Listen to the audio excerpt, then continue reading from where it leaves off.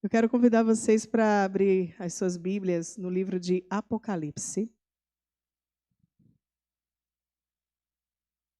capítulo 19, versos do 11 ao 13. Quem quiser ficar de pé em reverência à palavra, amém. Quem não quiser, amém também. Fique à vontade. Apocalipse 19, do 11 ao 13, diz assim a palavra do Senhor. Vi o céu aberto, e eis um cavalo branco. O seu cavaleiro se chama Fiel e Verdadeiro, e julga e combate com justiça. Os seus olhos são como chama de fogo. Na cabeça dele há muitos diademas. Tem um nome escrito que ninguém conhece, a não ser ele mesmo.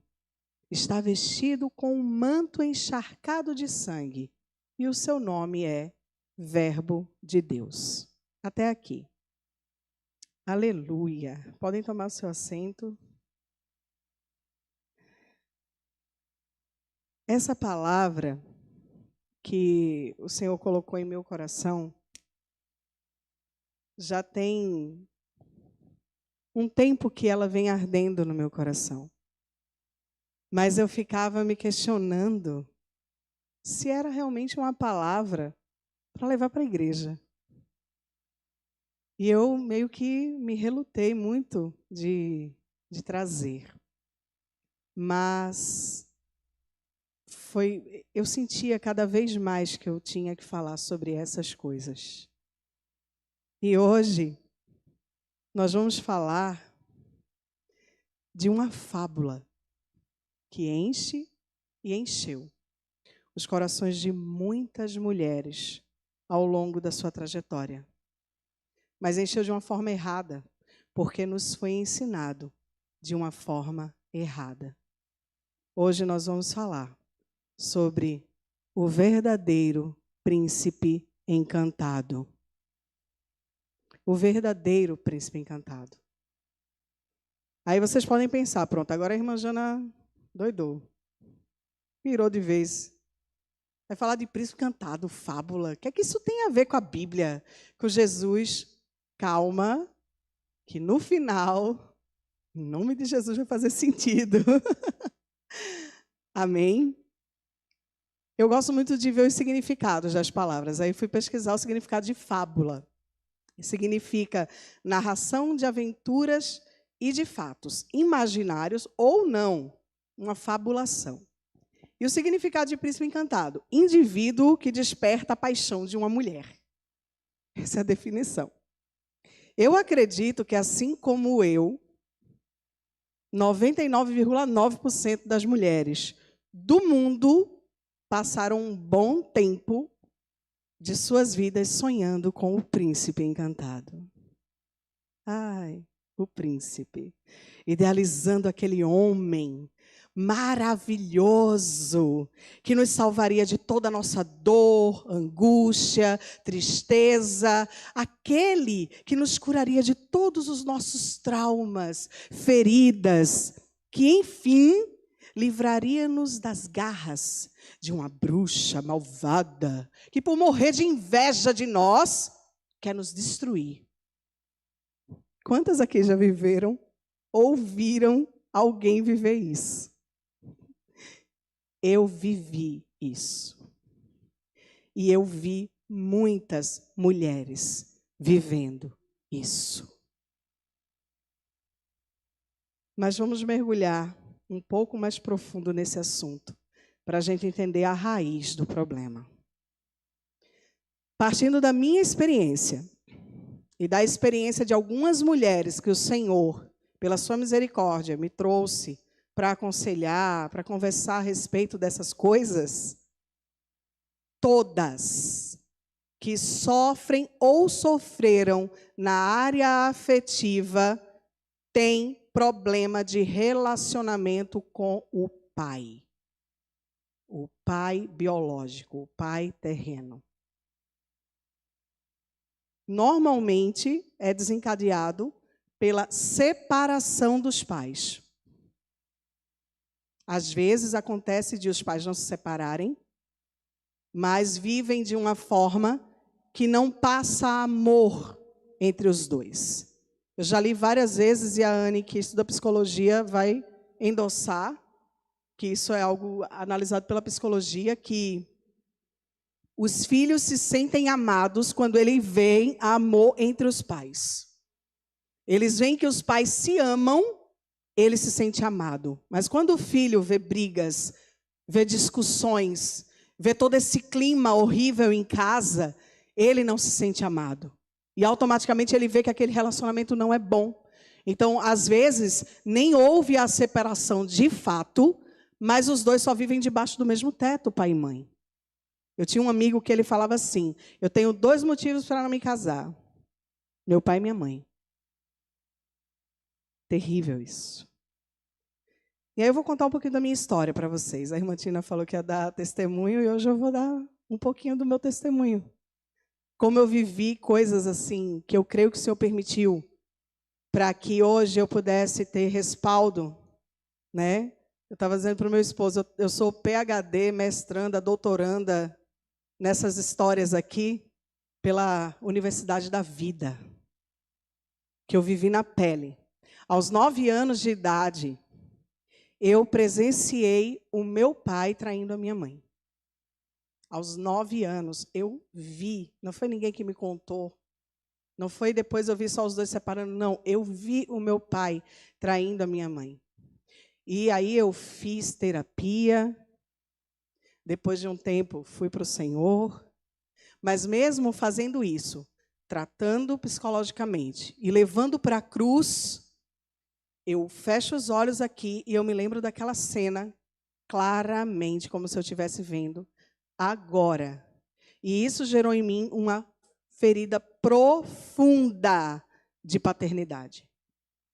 Isso potencializou em mim características possessivas, ciúmes excessivos, carência demasiada. E eu estou falando de mim, porém, isso acontece a mesma coisa com todas as mulheres que passaram por esse tipo de situação. Aí, aos 14 anos de idade, os meus pais se juntaram de novo, eles voltaram. E, embora eu tivesse ficado muito feliz com isso, eu não estava conseguindo conviver com a autoridade do meu pai. Estava sendo muito difícil para mim. Certa vez, a gente discutindo, porque eu queria ir para tal lugar e ele não queria deixar eu ir, eu disse para ele: se o senhor quisesse mandar em mim, o senhor não tinha me abandonado durante 6 anos. E assim foi a minha situação. E quando tudo parecia que não ia piorar, quando eu estava com 20 anos, o meu pai traiu a minha mãe de novo. E mais uma vez eu presenciei. E dessa vez foi ainda pior.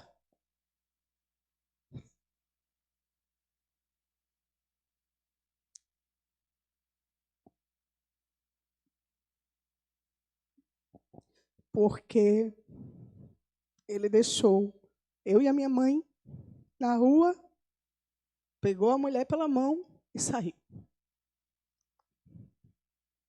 Ali ele fez a escolha dele. Por que ele fez isso, eu não sei.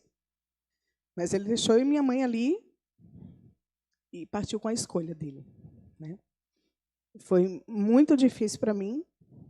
Inclusive, quando eu estava fazendo o tratamento com um psicólogo que é cristão, quando chegou nessa caixa, né, que ele chamava de caixas, que a gente vai abrindo as lembranças, né, e vai tratando essas feridas, caixa a caixa. E quando chegou nessa caixa, eu não conseguia fechar. Eu não conseguia passar dela. E ele falou: olha, eu te recomendo conversar com teu pai, porque essa ferida aí está bem profunda. E eu fui conversar com meu pai até hoje, ele não conseguiu me responder porque ele fez isso. Nem ele sabe.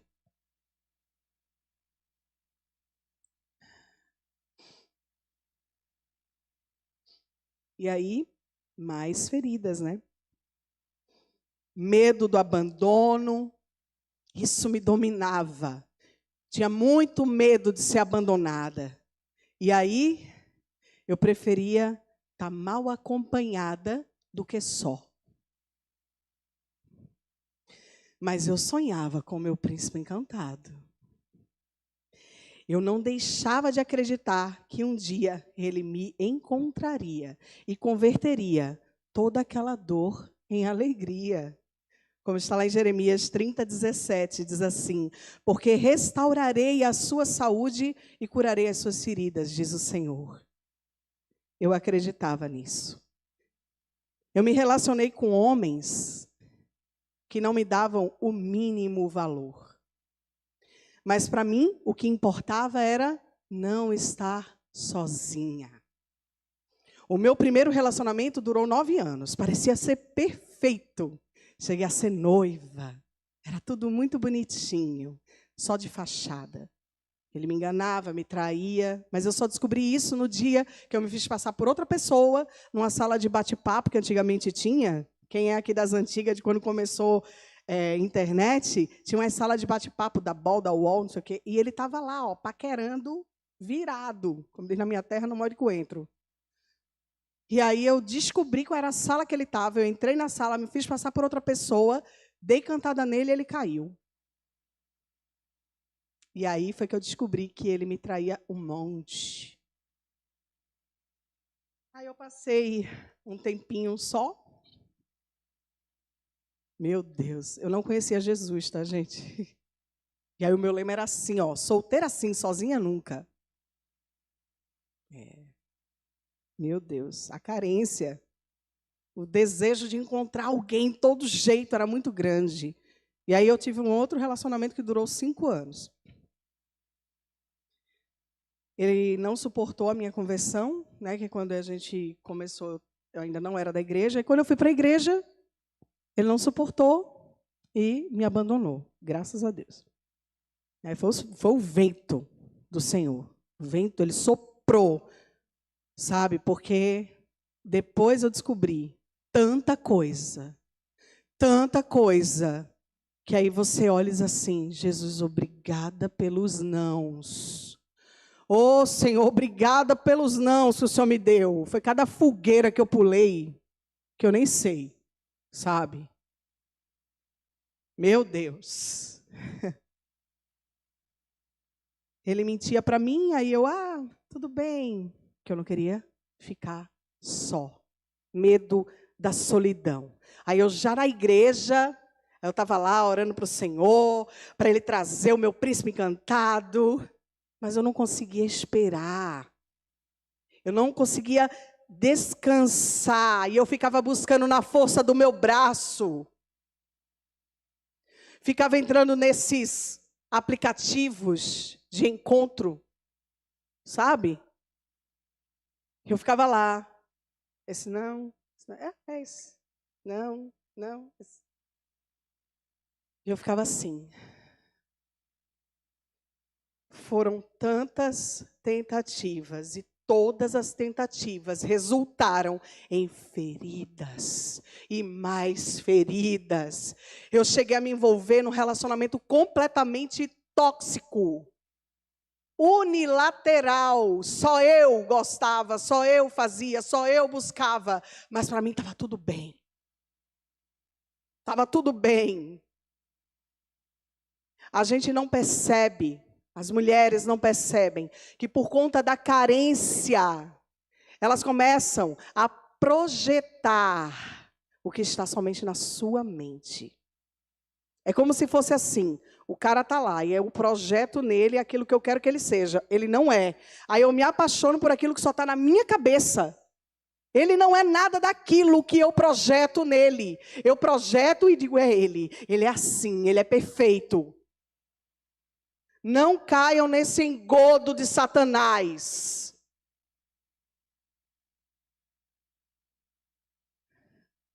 E é por isso que eu me identifico tanto com a mulher samaritana. Lá em João 4:4, diz assim: era-lhe necessário passar por Samaria. Mas a necessidade não era de Jesus. A necessidade era de uma mulher cujo nome não é mencionado. mas que a sua história, que aquele seu encontro com Jesus é narrado e ficou eternizado pelos séculos dos séculos. Todos nós conhecemos o texto. Ela ia lá no poço para pegar água, ela ia de meio-dia, era o sol escaldante. O normal daquela época, na cultura, era as mulheres irem de manhãzinha cedo, quando estava fresco. E quando ela chega no poço, ele está lá, esperando por ela. Sim, ele estava esperando por ela. E aí desenrola aquele diálogo.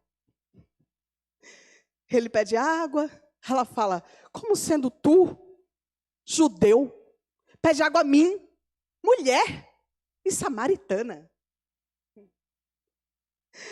E aí Jesus fala, se você soubesse, quem te pede água, você quem me pediria e eu daria água viva. Aí ela retruca, o senhor não tem nem balde. O poço é fundo, como é que o senhor vai me dar essa água viva? Doidou. Jesus responde, quem bebe dessa água natural, volta a ter sede.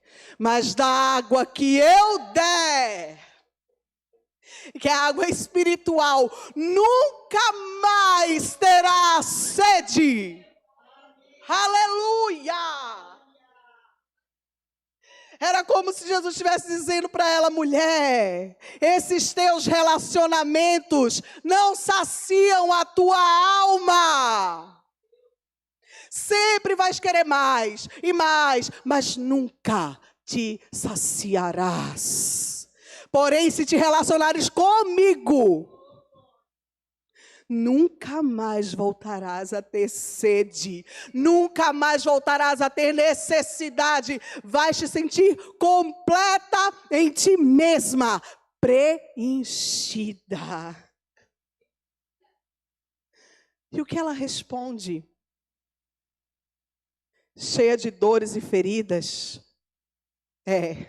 Senhor, eu quero que o Senhor me dê de beber dessa água, para que eu não volte mais aqui, para ter que pegar água de meio-dia, fugindo da vergonha que eu passo, para eu não ter que vir aqui escondida, feito um rato.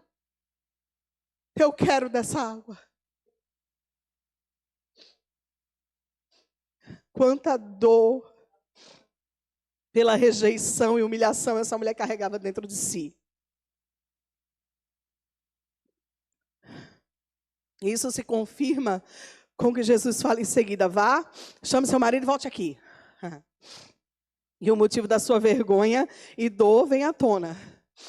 Eu não tenho marido. Eu não tenho marido. Pensa no negócio que me doía. Eu com 38 anos, eu não tenho marido. Eu não tenho filho. Eu não tenho ninguém. E eu brigava com Deus, o Senhor parece que gosta de me ver só.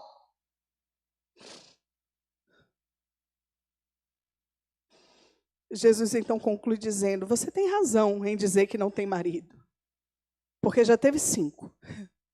E esse com quem estás não é o teu marido. E quando a gente vai estudar sobre Samaria, a gente vai entender que havia uma adoração mesclada lá. Eles adoravam o Deus de Abraão, Isaac e Jacó, mas eles também adoravam 5 deuses que vieram das nações, que foram ali se misturando. Embora tenha esse contexto histórico, o contexto da Bíblia, desse diálogo entre Jesus e ela, está muito claro que é sobre relacionamentos.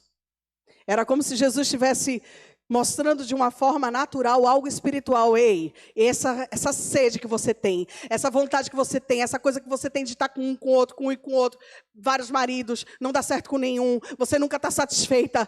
Isso reflete aquilo que tu adora.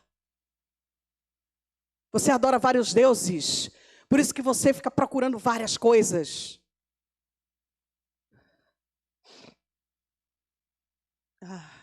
Ele afirma que ela tivera 5 e o marido com o qual ela estava, o 6º, não era seu marido. O que nos leva a entender que ela vivia maritalmente, mas não era casada oficialmente. Das duas, uma. Ou ela não conseguia se manter com alguém por muito tempo, insaciável, insatisfeita, enfim. Ou as pessoas sempre terminavam com ela.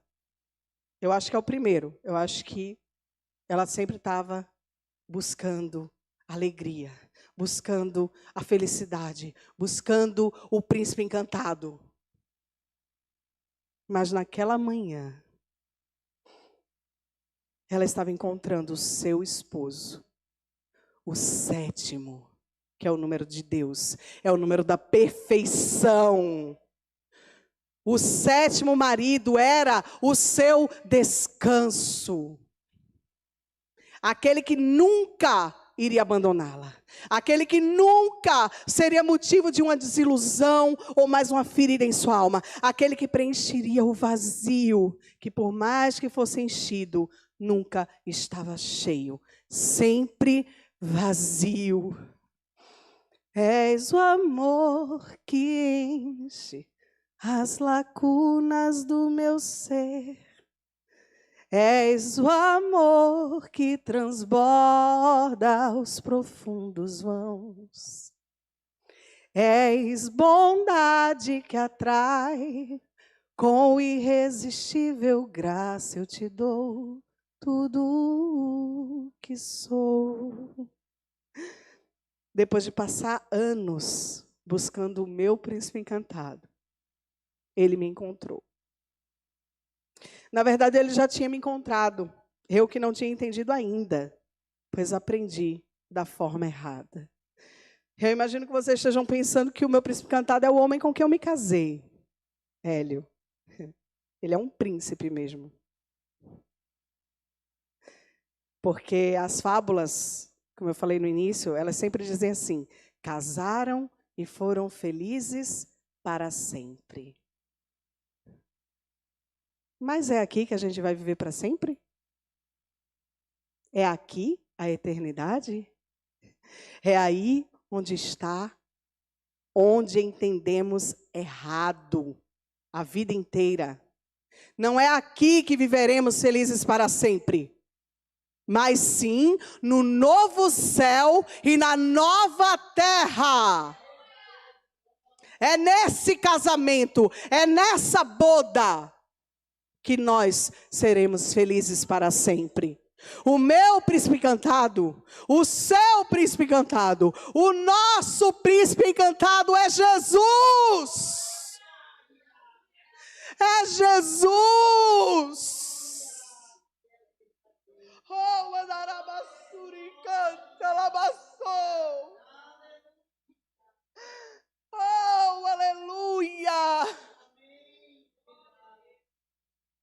E eu me dei conta disso, o Espírito Santo, ele fala conosco nas coisas mínimas. A gente tem que estar atento a tudo, sabe? Eu conheço alguém que disse que Deus falou com ele numa tomada, assim, ele mexendo numa tomada, Deus falou com ele, fez ele lembrar de algo, enfim. E eu estava ali em casa, e Eloá estava brincando de contar a história para as bonecas. A minha filha, de 4 anos. E ela lá, Branca de Neve, e Branca de Neve, e daqui a pouco ela falou assim. E aí, o príncipe beijou a Branca de Neve e ela despertou. Cara, como eu nunca vi isso. Como que eu nunca tinha visto isso? Ela estava contando história para as bonecas. E eu prestei atenção num detalhe. O príncipe veio no cavalo branco e foi lá e deu um beijo e ela ressuscitou. Oi? Quem é que vai ressuscitar a sua noiva quando voltar? Quem é que vai glorificar os que não tiverem mortos? Oh! Eu já falei aqui várias vezes, em outros momentos, que eu decidi parar de lutar na força do meu braço no dia que eu vi a ministração da minha pastora amada Cris Catel, lá de Recife. ela estava ministrando sobre Oséias, capítulo 2, versículo 16 e 17. Aquela ministração ali foi que me fez entender um monte de coisa que eu não entendia. Olha o que diz. Naquele dia, quando na Bíblia fala naquele dia, é o dia do Senhor, é o dia da volta de Jesus. Naquele dia, diz o Senhor, ela me chamará de meu marido e não me chamará mais de meu Baal. Removerei da sua boca o nome dos Baalins e ela não mais se lembrará desses nomes. Isso conecta completamente com a mulher samaritana. Jesus removeu dela aquele desejo de estar procurando alguém, já era 5, o 6 não era dela. E quando eu ouvi essa passagem lá, nesse dia, nessa ministração, Jesus falou no meu coração, ei, enquanto você não casar comigo, você não vai casar com homem nenhum.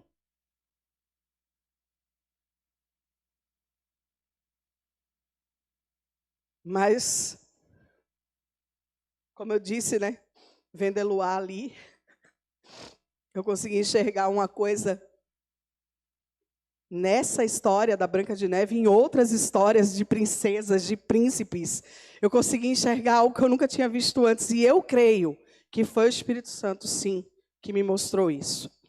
É engraçado, porque eu já vi tanta gente, a gente já viu várias vezes, as pessoas falando, ai, a Disney é coisa do diabo. Concordo, tem mensagens subliminares, não é só os filmes da Disney, são vários filmes. A gente tem que cuidar do que as crianças estão assistindo. Na Netflix, tem muito filme ali, tendencioso para essa coisa da ideologia de gênero. Mas não é só a Disney, né? Mas eu entendo que a gente pode olhar para todas as coisas com os olhos bons. Olha o que diz Mateus 6, 22 e 23. Os olhos são a lâmpada do corpo. Se os olhos forem bons, todo o seu corpo será cheio de luz. Se, porém, os seus olhos forem maus, todo o seu corpo estará em trevas. Portanto, se a luz que existe em você são trevas, que grandes trevas serão. Nós temos que olhar com os olhos bons. Olhar com aquilo que está dentro de nós. E não deixar que aquilo de fora entre em nós. Aleluia. Eu consegui ver a volta de Jesus no desenho animado da Bela Adormecida. Agora a Jana endoidou de vez. Gente, eu estou dizendo para vocês, olha só, todo mundo conhece a história, mas eu vou fazer meio que um resumo aqui. A princesa Aurora, né, fura o dedinho na roca. E aí o que é que acontece? Ela cai no sono profundo. Não só ela, mas todo o reino. Sabe o que é que me lembra? Romanos 6, 23. O salário do pecado é a morte. Porque o nosso pai Adão pecou, entrou a morte. Porque era para nós sermos eternos, mas por conta do pecado, veio a morte. Muito tempo depois, um príncipe vem em seu cavalo branco para salvar a princesa adormecida. Mas ele tem que enfrentar uma bruxa que lançou um feitiço sobre o reino. Aí isso me lembra 1 João 5,19. O mundo inteiro jaz no maligno. Para enfrentar o príncipe, essa bruxa se transforma em um dragão. Olha que incrível. Tanto bicho que podia se transformar, porque foi logo num dragão. Depois de eles travarem uma grande batalha, o príncipe derrota o dragão.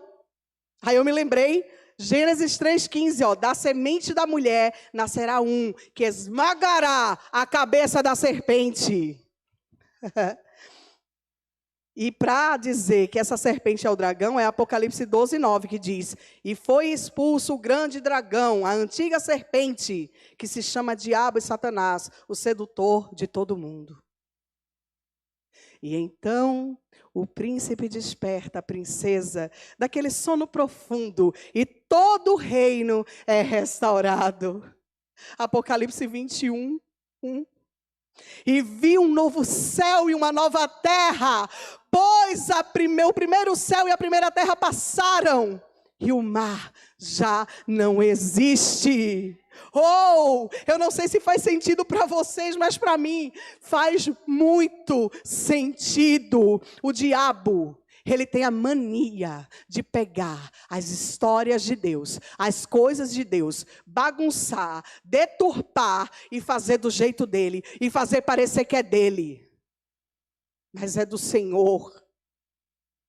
É dele a história dos príncipes e das princesas. O que eu desejo que a gente entenda hoje, de uma vez por todas, é que Jesus é o único. Ei, mulher! Ei, moça, ei, menina! Ei, moço! Ei, menino! Ei, homem!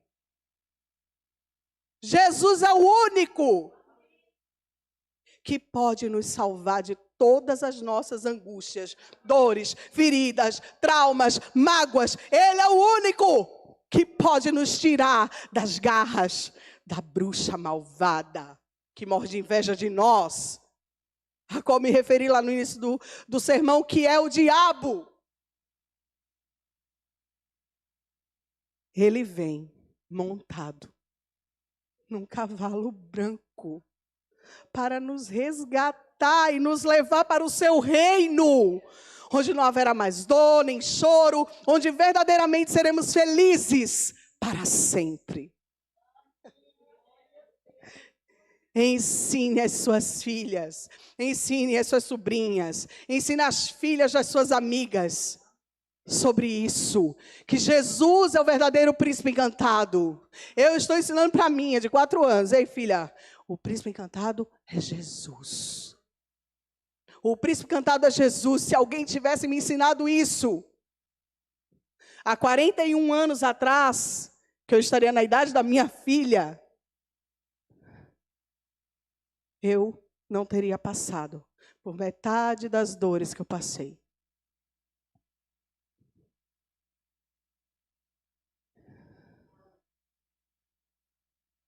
As feridas já foram curadas por Jesus.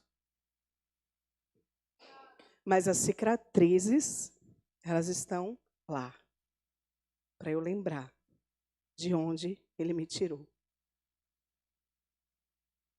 Salmos 37, 4, 5 diz: agrade-se do Senhor, e Ele satisfará os desejos do seu coração. Entregue seu caminho ao Senhor, confie nele, e o mais Ele fará. O texto áureo do sermão, que é Apocalipse 19, traz as características do nosso verdadeiro príncipe. O seu cavaleiro se chama fiel e verdadeiro. O mundo apresenta príncipes que são falsos e mentirosos. Os seus olhos são como chamas de fogo. Ele nos enxerga profundamente. Ele não está procurando só uma noiva bonitinha, novinha. Por fora, ele enxerga por dentro. Creiam, as promessas que ele fez são verdadeiras e vão se cumprir. Enquanto em nosso casamento terreno está determinado até que a morte os separe, com Jesus, nem a morte nos separará dele. Nem a morte nos separará dele, porque eu estou bem certo de que nem a morte, nem a vida, nem os anjos, nem os principados, nem as coisas do presente, nem do porvir, nem os poderes, nem a altura, nem a profundidade, nem qualquer outra criatura poderá nos separar do amor de Deus que está em Cristo Jesus. A igreja é a princesa, a noiva de Cristo. E Jesus é o verdadeiro príncipe, o noivo, com o qual nos casaremos em justiça e em verdade. Que nós consigamos entender só estaremos completos e satisfeitos com Cristo sendo o centro de nossas vidas.